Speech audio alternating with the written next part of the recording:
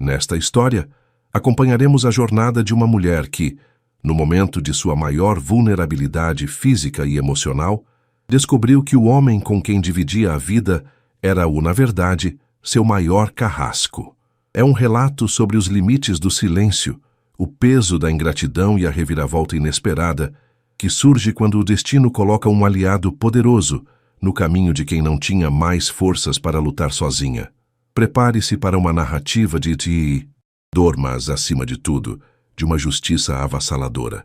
Antes de começarmos essa história incrível, não se esqueça de curtir o vídeo, se inscrever no canal e contar pra gente nos comentários de onde você está ouvindo essa história. O sol de Goiânia não perdoa, nem mesmo quando você sente que sua alma está por um fio. O mormaço que subia do asfalto quente da Avenida T7 parecia entrar pelas frestas do carro, misturando-se ao cheiro de couro novo e ao perfume amadeirado, caro e discreto do Dr. Arthur Fagundes. Eu estava sentada no banco do passageiro daquela SUV blindada, tentando manter minha coluna ereta, mas cada pequeno solavanco do veículo nas ruas irregulares do setor Bueno parecia uma facada em meu abdômen. Eu havia acabado de passar por uma histerectomia de emergência. Meu corpo estava costurado, remendado e exausto, mas meu coração, esse sim, parecia estar em carne viva. Arthur olhava pelo retrovisor com uma preocupação que eu não via em casa há pelo menos 10 anos. Heloísa, tem certeza de que não quer ir para a minha casa? A governanta pode cuidar de você. Minha esposa adoraria retribuir tudo o que você fez pela nossa família quando meu pai estava doente. Ele disse, com aquela voz pausada de quem comanda um império, mas que guardava por mim uma gratidão genuína. Eu era apenas a enfermeira que cuidou do pai dele nos últimos meses de vida, mas para Arthur, eu era a mulher que deu dignidade ao fim do velho Fagundes, como ele chamava o patriarca de uma das maiores construtoras do estado. Não, doutor, Arthur, obrigada. Eu só quero a minha cama. O Valdemar deve estar me esperando. Ele teve problemas com o carro hoje cedo e não pôde me buscar, mas deve estar em casa agora. Menti. Eu mentia para proteger a imagem de um homem que já tinha me abandonado emocionalmente muito antes daquela cirurgia. A verdade era que Valdemar nem sequer atendeu minhas ligações naquela manhã. O trajeto até o Parque Amazônia pareceu uma eternidade. Eu observava os ipês amarelos que começavam a florir, um contraste bizarro com o cinza que eu sentia por dentro. Minha mente vagava pelos anos de casamento. No início, Valdemar era um homem doce, um vendedor esforçado, mas o tempo e o fracasso em alguns negócios o tornaram amargo, e essa amargura foi despejada sobre mim em forma de cobranças, gritos e um silêncio punitivo que doía mais que qualquer corte de bisturi. Quando o carro luxuoso de Arthur dobrou a nossa esquina e estacionou em frente ao portão descascado da nossa casa, senti um frio na espinha. Eu sabia que a presença de um carro daquele nível chamaria a atenção, mas eu estava fraca demais para me importar com as aparências. Arthur desceu primeiro, contornou o veículo e abriu a porta para mim com uma delicadeza que me deu vontade de chorar. Ele segurou meu braço com firmeza, ajudando-me a deslizar para fora do banco alto. Devagar, Heloísa. Respire. Eu levo a sua bolsa, ele disse com um olhar atento. A porta da frente da casa se escancarou antes mesmo de chegarmos ao portãozinho de ferro. Valdemar surgiu no vão da porta, vestindo uma camiseta regata manchada de suor, com uma lata de cerveja na mão, apesar de ainda ser cedo. O rosto dele estava vermelho, não pelo sol de Goiás, mas pela raiva contida que ele sempre parecia carregar como uma arma carregada. Olha só quem resolveu aparecer. A voz dele cortou o ar, áspera e alta, ecoando pela rua silenciosa. Que horas são para você estar chegando em casa só agora, Heloísa?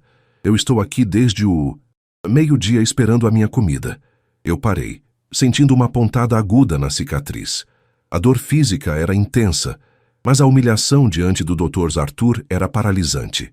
Tentei falar, mas minha voz saiu num sussurro trêmulo. Valdemar, eu acabei de sair do hospital. A cirurgia foi complicada. Complicação é a minha fome.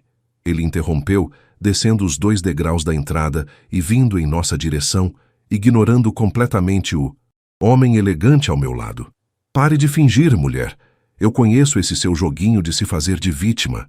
Toda vez que tem que trabalhar ou fazer as coisas em casa, inventa uma dor, uma doença, pois saiba que eu não sou palhaço. Vá fazer o almoço agora mesmo. A cozinha está uma imundície e eu quero comer. O silêncio que se seguiu foi pesado. Eu via os vizinhos, a dona Cida e o senhor Gentil espiando por cima do muro. Senti as lágrimas queimarem meus olhos, mas me recusei a deixá-las cair. Arthur, que até então estava em silêncio, deu um passo à frente. Ele era mais alto que Valdemar, e a aura de poder que ele emanava era quase palpável, como se o ar ao redor dele tivesse outra pressão. Você é o marido dela? Arthur perguntou. Sua voz não era alta como a de Valdemar, mas era carregada de uma autoridade que fez o meu marido hesitar por um breve segundo. E quem é você? O motorista novo dela? Valdemar debochou, embora seus olhos estivessem fixos no relógio de ouro no pulso de Arthur. Sai da minha frente, que o assunto aqui é entre homem e mulher. Heloísa, entra logo. Valdemar esticou o braço para me puxar pelo ombro. O mesmo ombro do lado onde o dreno ainda incomodava sob a roupa. Eu me encolhi, esperando o impacto da dor. Mas Arthur foi mais rápido. Com um movimento firme, ele bloqueou a mão de Valdemar, segurando seu pulso com uma força que fez as veias de seu próprio braço saltarem. Você não vai tocar nela, disse Arthur, num tom que gelaria o sangue de qualquer um. E você vai se desculpar por cada palavra que gritou aqui fora. Agora, Valdemar tentou puxar o braço, o rosto alternando entre a fúria e o choque. Ele olhou para o carro, depois para o terno impecável de Arthur e, finalmente, para mim. Ele ainda não entendia quem era aquele homem, mas percebeu que a dinâmica tinha mudado. O homem poderoso, que a sinopse mencionava, não era apenas um acompanhante. Ele era a testemunha do crime de ingratidão que Valdemar cometia diariamente. Desculpar? Você está louco? Essa casa é minha, Valdemar gritou, mas sua voz já não tinha a mesma convicção. Ela falhou no final. A casa pode ser sua, mas a dignidade dela não te pertence, retrucou Arthur, soltando o pulso dele com um desprezo visível. Heloísa, você não vai entrar aí para cozinhar. Você vai entrar para pegar suas coisas essenciais. E depois, você vai decidir se quer continuar vivendo com um animal ou se quer o futuro que uma mulher como você merece. Eu olhei para Valdemar. Vi o homem por quem um dia fui apaixonada, agora transformado em um estranho pequeno e amargo. Olhei para Arthur, que representava um mundo de respeito que eu tinha esquecido que existia. Minha mão tocou meu ventre, sentindo o repuxar dos pontos. Naquele momento, no calor sufocante de Goiânia, algo dentro de mim, além dos tecidos orgânicos, começou a cicatrizar de uma forma diferente. A vingança não precisava de armas, ela precisava de uma oportunidade. E a minha acabava de chegar em um carro de luxo. O ar dentro de casa estava pesado, uma mistura de poeira acumulada, o cheiro azedo de restos de comida e o odor característico de cerveja barata, que parecia ter impregnado até nas cortinas de renda que eu mesma tinha costurado. Assim que cruzei o batente da porta, senti um choque térmico. Enquanto o lado de fora ardia sob o sol goiano, o interior da nossa sala parecia uma tumba abafada. Cada passo que eu dava em direção ao quarto era uma agonia. A dor da cirurgia não era apenas um incômodo, como Valdemar sugeria. Era uma queimação profunda, como se um ferro em brasa estivesse pressionando meus órgãos internos a cada movimento do meu diafragma. Arthur permaneceu parado à porta, sua silhueta imponente bloqueando a luz do sol, transformando-o em uma sombra autoritária que vigiava cada movimento de Valdemar. Meu marido, ou melhor, o homem que ainda portava esse título, tentou passar por Arthur para vir atrás de mim, mas o empresário não se moveu 1 milímetro. Deixe-a em paz enquanto ela pega o que é dela. A voz de Arthur era um chicote de gelo. Entrei no nosso quarto e o cenário era desolador. A cama estava desfeita, lençóis amarrotados que cheiravam a suor. Havia roupas dele espalhadas pelo chão, pratos sujos sobre a mesa de cabeceira e um silêncio que gritava o quanto eu era desvalorizada naquele lugar. Abri o guarda-roupa com as mãos trêmulas. Meus dedos tocaram os tecidos simples das minhas roupas de enfermeira. O uniforme branco que eu usava para ganhar o sustento daquela casa, enquanto Valdemar esperava a oportunidade certa, que nunca chegava. Ironicamente, foi cuidando dos outros que eu esqueci de cuidar de mim. E foi cuidando do pai de Arthur que eu conquistei o único aliado que eu tinha naquele momento. Heloísa, você não vai a lugar nenhum, Valdemar gritou da sala, sua voz esganiçada tentando recuperar uma autoridade que já tinha escorrido pelo ralo. Quem você pensa que é? Vai sair assim, com esse sujeito, e me deixar aqui sem nada? Quem vai pagar a conta de luz que vence amanhã? Quem vai limpar essa zona? Você é minha mulher. Uai, tem deveres. Eu não respondi. Eu não tinha fôlego para gastar com ele. Foquei em pegar minha bolsa de couro surrada e enfiar ali dentro meus documentos, meu cartão do banco, onde o pouco saldo que restava era fruto de horas extras exaustivas no hospital, e o kit de curativos que eu mesma tinha preparado. A cada peça de roupa que eu tentava dobrar, uma pontada aguda me lembrava da minha fragilidade física. Eu me apoiei na cômoda, fechando os olhos e respirando fundo, sentindo o suor frio escorrer pelas minhas têmporas. O cheiro de um perfume que ele costumava usar no início do casamento ainda pairava em uma das gavetas, e por um segundo a nostalgia tentou me paralisar. Mas então, ouvi o som de uma lata de cerveja sendo esmagada na sala e o xingamento baixo que ele soltou. A nostalgia morreu ali mesmo. Saí do quarto arrastando uma pequena mala de rodinhas. Valdemar estava no meio da sala, os olhos injetados apontando o dedo para Arthur, que mantinha uma postura de absoluto desprezo. Quando Valdemar me viu, ele tentou mudar a tática. O agressor deu lugar ao manipulador. Elô, meu amor, pensa bem. Você tá sob efeito de remédio, tá confusa. Esse cara aí, esse ricaço, ele não liga pra você. Ele só tá fazendo caridade. Você vai abandonar nossa história por causa de uma briguinha? Eu tava estressado. A fome me subiu à cabeça. Ele tentou se aproximar, com aquele sorriso torto que um dia me enganou. Não dê mais nenhum passo. Arthur interveio, a voz baixa e perigosa. Heloísa, você está pronta? Eu olhei para Valdemar. Vi as unhas sujas, a desídia no olhar, a arrogância de quem achava que eu era sua propriedade privada. Olhei para a casa que eu mantive com tanto sacrifício, as paredes que eu ajudei a pintar, as plantas que estavam morrendo no canto da sala, porque ele não se deu ao trabalho de colocar um copo de água nelas enquanto eu estava no hospital. A conta de luz está na gaveta da cozinha, Valdemar, eu disse, minha voz finalmente encontrando um tom de firmeza que eu desconhecia. E sobre quem vai limpar essa zona? Sugiro que você aprenda a usar uma vassoura. Eu não sou mais sua empregada, e nunca mais serei sua mulher. Caminhei em direção à saída. Arthur pegou minha mala com uma mão e, com a outra, tocou suavemente o meu cotovelo para me guiar. Ao passarmos pelo portão, os vizinhos ainda estavam lá. A dona Cida apertava os olhos, tentando entender como a enfermeira humilde estava saindo acompanhada por um homem que parecia ter saído de uma capa de revista de negócios. O constrangimento de Valdemar era visível. Ele saiu até a calçada, gritando para quem quisesse ouvir.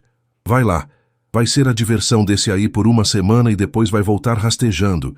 Você não tem onde cair morta, Heloísa. Eu vou trocar as fechaduras. Você não entra mais. Aqui. Arthur parou, abriu a porta traseira da SUV para mim e, antes de entrar no banco do motorista, olhou para Valdemar por cima do teto do carro. O senhor mencionou a conta de Lúcia, não foi? Pois bem, eu sou Arthur Fagundes, da construtora Fagundes. Este imóvel está em um terreno que minha empresa comprou para um novo empreendimento no mês passado. O antigo proprietário aceitou a oferta e o contrato de aluguel que está no seu nome. Ai, Valdemar, ele já foi rescindido por falta de pagamento nos últimos 3 meses. Eu ia enviar o oficial de justiça na segunda-feira, mas agora que sei quem mora aqui, farei questão de que o despejo seja pessoal. Você tem 48 horas para desocupar sua casa. O rosto de Valdemar perdeu toda a cor. Ele abriu a boca, mas nenhum som saiu. O poder que ele exercia sobre mim era baseado na minha submissão e na minha dependência. Agora, o jogo tinha virado de uma forma que ele sequer conseguia processar. Arthur entrou no carro, o motor rugiu suavemente e o ar-condicionado começou a dissipar o calor sufocante de Goiânia da minha pele. Enquanto nos afastávamos, olhei pelo vidro fumê. Vi Valdemar sentado no meio-fio, a lata de cerveja caída no chão, parecendo um homem minúsculo diante da imensidão do mundo que ele tentou me impedir de viver. Arthur olhou para mim, pelo retrovisor, e deu um leve aceno de cabeça. Agora vamos levá-la para um lugar onde você possa se recuperar de verdade, Heloísa. E depois, vamos conversar sobre o seu futuro. Eu tenho uma proposta para a coordenação da ala de enfermagem da nova clínica que estamos inaugurando. Mas primeiro, o descanso. Eu encostei a cabeça no banco macio e fechei os olhos. Pela primeira vez em anos, a dor no meu ventre parecia menor do que a esperança que começava a florescer no meu peito. A vingança estava apenas começando, e ela tinha o gosto doce da liberdade. A suíte da clínica de recuperação no setor marista era um universo paralelo à realidade que eu conheci nos últimos 15 anos. O cheiro de mofo e gordura rançosa da minha antiga cozinha foi substituído por um aroma suave de lavanda e alecrim que parecia flutuar no ar condicionado silencioso. Eu estava deitada em uma cama articulada com lençóis de fios egípcios, tão macios que pareciam abraçar as minhas cicatrizes em vez de irritá-las. Pela janela de vidro duplo, eu observava o pôr do sol de Goiânia, um espetáculo em tons de laranja e púrpura que tingia os prédios luxuosos ao redor. Pela primeira vez em muito tempo, eu não sentia medo do anoitecer. Eu não tinha que me preocupar se o jantar estaria no ponto ou se o barulho da chave na fechadura traria um homem amoroso ou um monstro faminto por humilhação. Os primeiros 3 dias foram de um silêncio restaurador. As enfermeiras, minhas colegas de profissão, tratavam-me com uma deferência que me deixava desconfortável no início. Elas me chamavam de Dona Heloísa, limpavam meus curativos com uma delicadeza técnica e garantiam que minha medicação estivesse sempre no horário. Dr. Arthur passava todas as manhãs, antes de ir para a sede da construtora. Ele não entrava com a arrogância de um salvador, mas com a postura de um amigo grato. Ele trazia livros, revistas e, em uma tarde, trouxe um empadão goiano legítimo, mas de uma massa tão fina que derretia na boca. Você precisa recuperar suas forças, Heloísa, ele disse, sentando-se na poltrona de couro ao lado da cama. O conselho da clínica já aprovou a sua contratação como coordenadora da ala de humanização. Mas eu não quero uma funcionária debilitada. Quero a mulher forte que cuidou do meu pai com tanta garra. Eu nem sei como agradecer, doutor. Arthur, eu passei tanto tempo ouvindo que eu não era nada além de uma enfermeirinha de merda, que agora parece que estou vivendo o sonho de outra pessoa, confessei, sentindo um nó na garganta. O Valdemar tentou te convencer de que você era pequena para que ele pudesse se sentir grande. É uma tática comum de homens medíocres, Arthur respondeu com um olhar sério. Mas a realidade bateu à porta dele. Literalmente, ele me estendeu o meu celular, que estava desligado desde que eu saí de casa. Quando a tela brilhou, as notificações começaram a saltar como pipoca. Havia 42 chamadas perdidas de Valdemar e dezenas de mensagens de áudio. Arthur fez um sinal para que eu ouvisse. Se estivesse pronta, respirei fundo e apertei o play no primeiro áudio. Heloísa, sua desgraçada, que palhaçada é essa de despejo? Chegou um oficial de justiça aqui dizendo que eu tenho 48 horas. Você armou com aquele sujeito, e não foi? Sua vagabunda. Você me paga. Se você não aparecer aqui agora para resolver isso, eu quebro tudo o que sobrou nessa casa. A voz dele estava embriagada, oscilando entre a fúria e o desespero. Avancei para um áudio enviado 3 horas depois. O tom tinha mudado drasticamente. Meu amor, me perdoa. Eu estava nervoso. Você sabe como eu sou quando bebo um pouco. Por favor, fala com aquele homem. Diz para ele que a gente não tem para onde ir. Eu não tenho dinheiro para caminhão de mudança. Eu não tenho nada. Eu passei a tarde toda tentando ligar para minha irmã em Anápolis, mas ela não quer me receber. Heloísa, pelo amor de Deus, não faz isso comigo. Eu sou seu marido. Senti uma onda de náusea, mas não era pela cirurgia. Era o nojo físico da manipulação. Eu conhecia cada inflexão daquela voz. Ele tentava me usar como escudo, como sempre fez. Mas desta vez, o escudo tinha se transformado em uma espada. O oficial de justiça foi acompanhado pelos seguranças da construtora. Arthur explicou, calmamente. Ele tentou agredir um deles e quase foi preso em flagrante. Agora, ele está empilhando as coisas na calçada.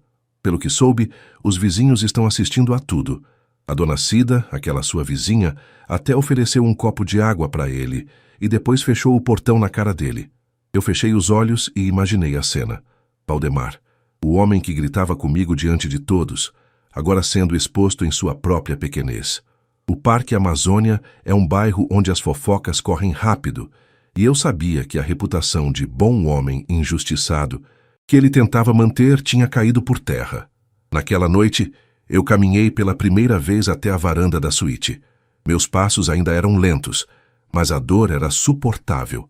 Olhei para as minhas mãos e percebi que o tremor tinha sumido. Eu não era mais a Heloísa que se encolhia no canto da cozinha.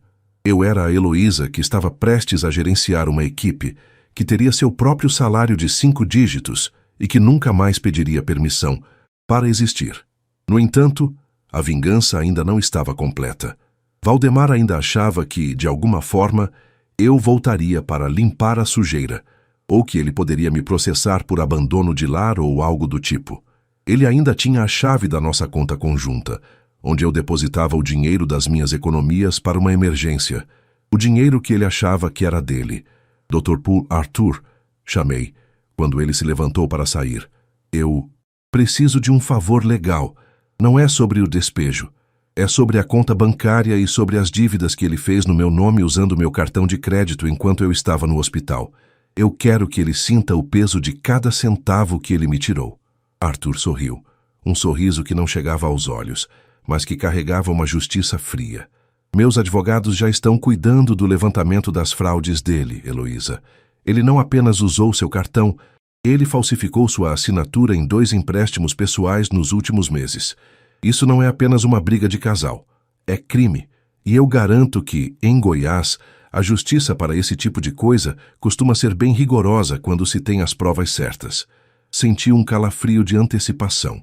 A recuperação física estava terminando, mas a minha verdadeira transformação estava apenas começando. Eu ia deixar o hospital não como uma sobrevivente, mas como uma vencedora. E Valdemar, ele ia descobrir que o almoço e que ele tanto exigiu teria um preço que ele nunca conseguiria pagar.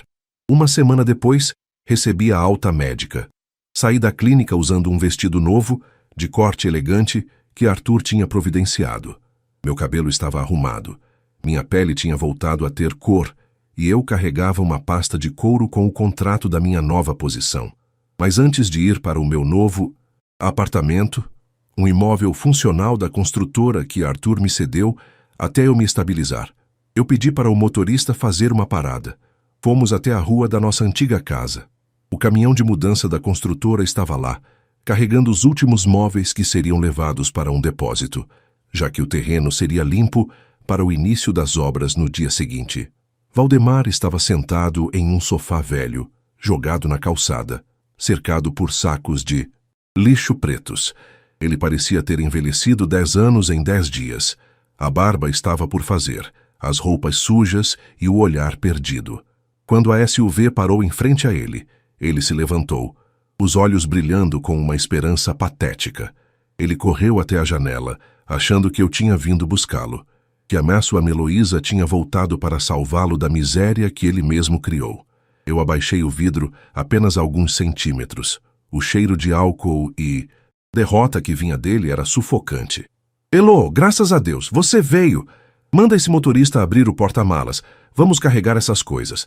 Eu sabia que você não ia me deixar na mão. Eu mudei. Eu juro que mudei. Eu olhei para ele com uma neutralidade que o atingiu mais do que qualquer grito. Eu não vim te buscar, Valdemar. Eu vim entregar isso.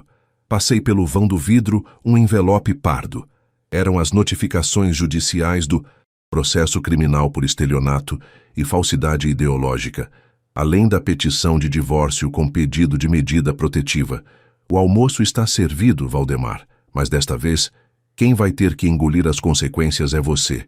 Fechei o vidro, o motorista acelerou. Pelo retrovisor, vi Valdemar cair de joelhos na calçada, segurando os papéis que selavam o seu destino. Ele não era mais nada.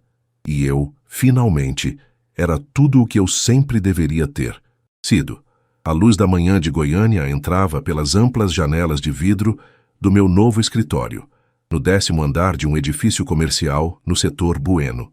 O ar-condicionado mantinha a temperatura em confortáveis 22 graus, um contraste bem-vindo com o mormaço que já começava a pesar lá fora, na Praça do Ratinho.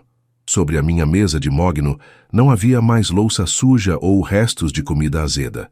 Em vez disso, pilhas de currículos, cronogramas de plantão e o contrato de gestão da nova ala de humanização do Hospital Santa Luzia.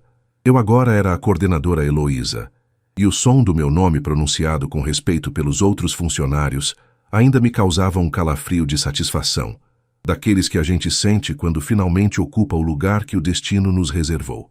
3 meses haviam se passado desde o dia em que deixei aquela calçada no Parque Amazônia.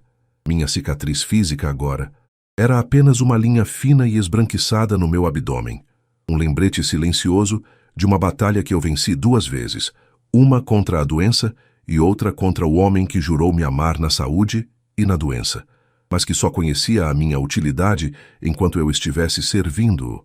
Eu me sentia mais viva do que nunca.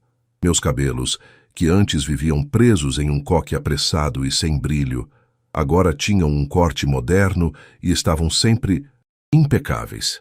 Eu usava brincos de pérola e um perfume com notas de jasmim e sândalo que eu mesma comprei com meu primeiro salário de gestora. Era o cheiro da minha independência. O telefone sobre a mesa tocou. Era a Sônia, a secretária da diretoria. Dona Heloísa, o Dr. Otávio, o advogado, está na linha 2. Ele disse que é sobre aquele assunto das audiências em Anápolis. Respirei fundo, sentindo o ar preencher meus pulmões, sem nenhuma pontada de dor. Apertei o botão e atendi com a voz firme. Pode passar, Sônia. Obrigada. Heloísa, bom dia. A voz do Dr. Otávio era calma e profissional. Acabei de sair da audiência de instrução sobre o caso da falsificação das assinaturas. Valdemar tentou negar tudo. Alegou que você tinha dado autorização verbal porque estava muito doente para assinar. Mas o perito grafotécnico foi implacável. A prova técnica não deixa margem para dúvidas. O juiz já sinalizou que a sentença será condenatória. Ele terá que devolver cada centavo dos empréstimos com juros e correção, além de enfrentar a pena por estelionato e falsidade ideológica.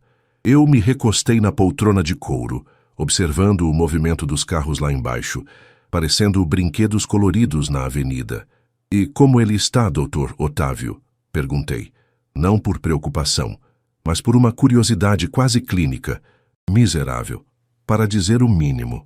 Ele tentou fazer um escândalo no corredor do fórum, gritando que você o abandonou na miséria, mas foi contido pelos seguranças.